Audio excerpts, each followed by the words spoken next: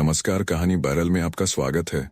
लीजिए पेश है भारत में कही सुनी जाने वाली लोक कथा। कमल का फूल।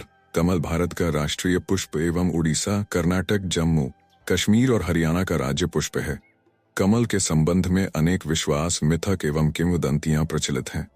इनमें कहीं इसे एक प्रेमी युवक बताया गया है और कहीं इसे स्वर्ग का देवता कहा गया है। एक रोचक किंवदंती के अनुसार कमल एक अभिशप्त प्रेमी है। बहुत समय पहले की बात है। एक गांव में एक नवयुवक रहता था। वह बहुत हृष्ट पुष्ट और सुंदर था। उसके माता पिता दोनों मर चुके थे। बस एक बड़ा भाई था। युवक के पास माता पिता की दी हुई थोड़ी सी जमीन थी। उसी पर वह अपने भाई के साथ खेती करता था। युवक और उसका बड़ा भाई दोनों बहुत मेहनत करते थे। वे खेती किसानी के साथ ही मेहनत मजदूरी भी करते थे। लेकिन इतना सब करने के बाद भी दोनों का गुजर बसर बहुत कठिनाई से होता था। एक बार युवक गांव के जमींदार के खेतों में पानी दे रहा था। सुबह का समय था। जमींदार के खेत गांव के बाहर थे और खेतों के पास एक बड़ा सा मैदान था। मेलों और त्योहारों के समय गांव के लोग इसी मैदान में एकत्रित होते थे। कभी कभी इस मैदान में बंजारे भी आ जाते थे और अपने डेरे लगा लेते थे। बंजारे कुछ दिन गांव में रुकते और फिर आगे बढ़ जाते थे। जमींदार के खेतों में एक बड़ा कुआं था। युवक कुएं से पानी खींचता और पास की नाली में डाल देता। नाली खेतों के बीच से होकर गुजरती थी, अतः पानी खेतों में पहुंच जाता था। युवक पूरे तन मन से काम कर रहा था। अचानक उसे लगा कि कोई उसके पास खड़ा है। युवक ने पीछे मुड़कर देखा। उसके सामने एक बंजारन हाथ में मटका लिए खड़ी थी। युवक ने बंजारन को देखा तो देखता ही रह गया।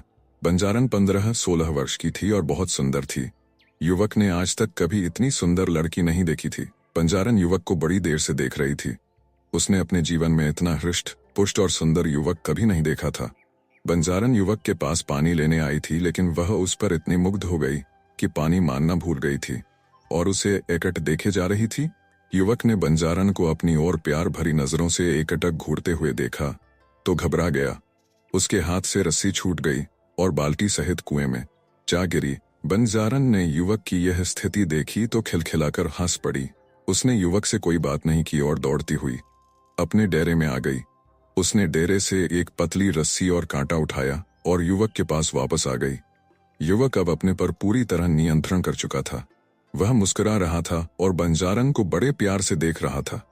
बंजारन ने कांटा कुएं के भीतर डाला और कुछ ही क्षणों में रस्सी और बाल्टी बाहर निकाल दी। युवक बंजारन की आंखों की भाषा समझ चुका था।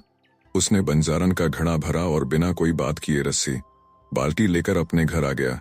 युवक को रात भर नींद नहीं आई। वह सारी रात आंखें बंद किए बंजारन के बारे में सोचता रहा।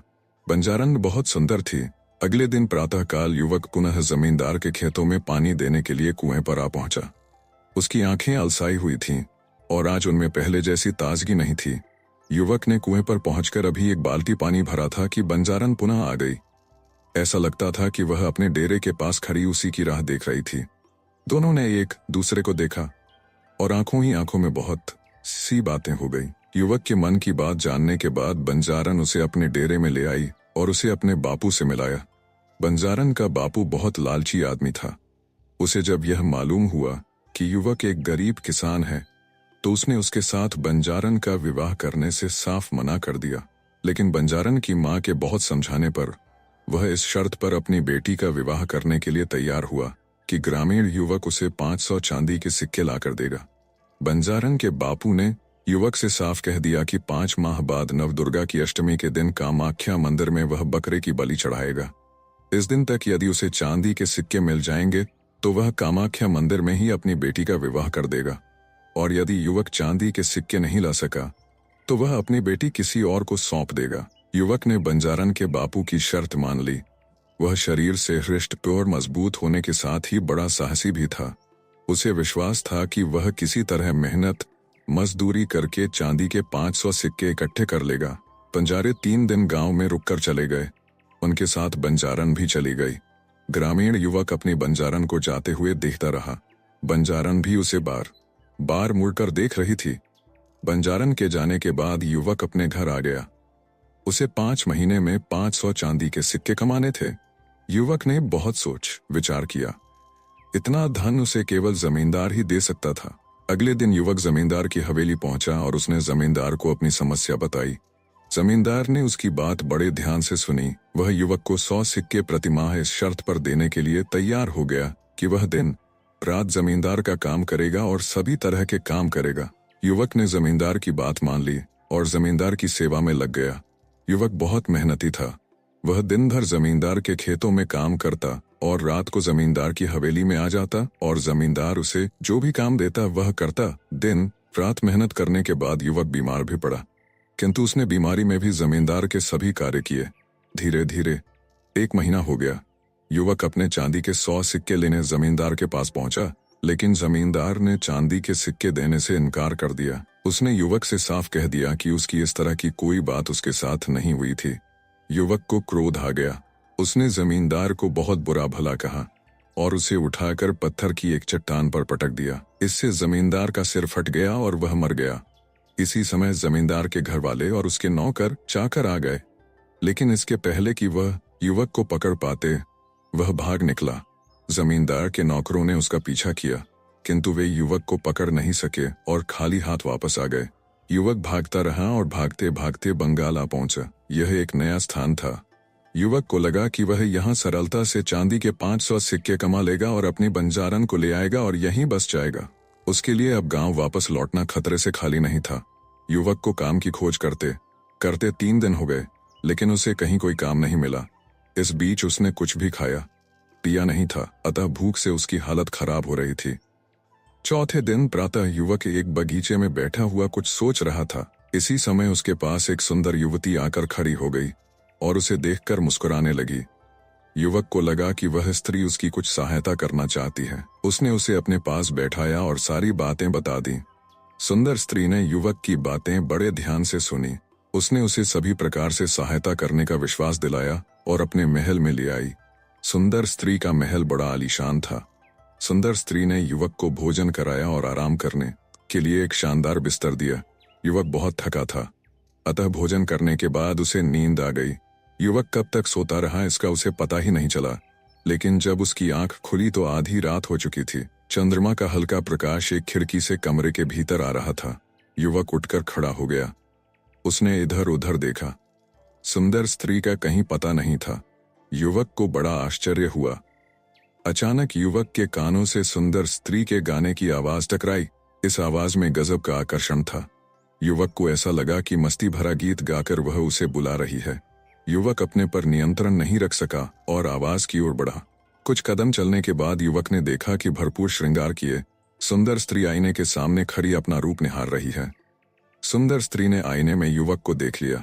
वह उसकी ओर मुस्कुराते हुए बढ़ी और उससे लिपट गई तथा उसे अपने पलंग पर ले आई। युवक की समझ में कुछ नहीं आ रहा था, फिर भी वह यह तो समझ ही गया था कि सुंदर युवती उससे क्या चाहती है। इसी समय सुंदर युवती ने उससे कहा कि यदि वह उसका साथ दे तो वह उसे अगले दिन ही चांदी के 500 सिक्के देगी। युवक के हृदय में बंजारन बसी थी।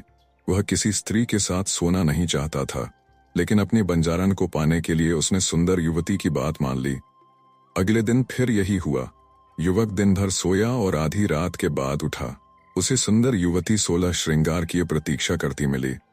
उसने उससे कहा कि बस वह एक रात का सुख उसे और दे दे, इसके बाद वह उसे चांदी के 500 सिक्के दे देगी। धीरे 4 महीने हो गए।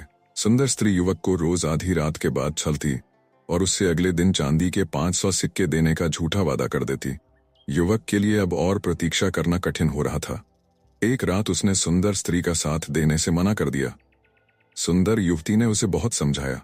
उसके समझाने का जब युवक पर कोई प्रभाव नहीं पड़ा तो उसने तरह की धमकियां दी। जब धमकियों का भी युवक पर असर नहीं हुआ तो वह क्रोध में आ गई और उसने रौद्र रूप धारण कर लिया। वास्तव में सुंदर युवती एक जादूगरनी थी। उसे जब लगा कि युवक उसकी बात किसी कीमत पर नहीं मानेगा तो उसने अपनी जादुई शक्ति से उसे एक फूल बना दिया और अपने बगीचे के तालाब में लगा दिया। इधर बंजारन ने युवक की 5 माह तक प्रतीक्षा की, लेकिन जब युवक नहीं आया तो वह उसकी खोज में निकल पड़ी। एक दिन अचानक बंजारन जादूगरनी के महल में आ पहुंची। प्रातःकाल का समय था। जादूगरनी अलसाई सी महल के एक कमरे से बाहर देख रही थी। उसने एक बंजारन को अपने महल के सामने देखा तो उसे शक हुआ कि कहीं यह वही बंजारन तो नहीं है। बंजारन को देखते देखते जादूगरनी के मन में यह विचार आया कि बंजारन को बहला फुसलाकर महल में रोक लिया जाए और उसकी सहायता से युवक के साथ मनमानी की जाए। यह विचार आते ही जादूगरनी महल के द्वार पर आई और बंजारन को महल के भीतर ले गई। उसने बंजारन को युवक की पूरी कहानी बताई। उसने बंजारन को यह भी विश्वास दिलाया कि वह आज की रात ही उसे उसके प्रेमी से मिलवा देगी, लेकिन उसने उसे यह नहीं बताया कि उसने युवक को कमल का फूल बनाकर बगीचे के तालाब में लगा दिया है। बंजारन खुश हो गई। उसे लगा कि सामने खड़ी स्त्री एक देवी है और वह उसकी इच्छा अवश्य पूरी कर देगी। जादूगरनी ने बंजारन से दिन भर अच्छी बातें की और उसके प्रेमी युवक की बहुत प्रशंसा की। उसे जब लगा कि बंजारन उसके जाल में पूरी तरह फंस चुकी है तो उसने बंजारन से कहा कि वह भी उस युवक को बहुत प्यार करती है, अतः दोनों को उसका प्यार बराबर मिलना चाहिए। बंजारन को जादूगरनी से ऐसी आशा नहीं थी। वह सब कुछ बांट सकती थी लेकिन अपना प्यार नहीं बांट सकती थी। वह अपना प्यार पाने के लिए ही अपना घर बार छोड़कर आई थी।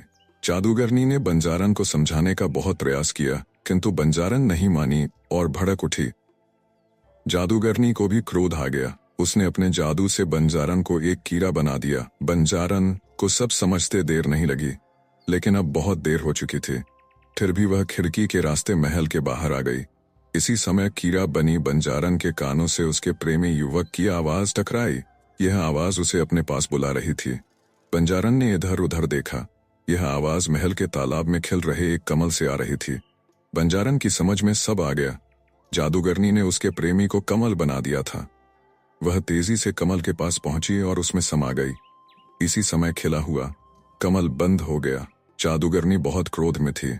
वह कीड़ा बनी बंजारन को ढूंढते बगीचे के तालाब तक आ गई, लेकिन उसे वह नहीं मिली।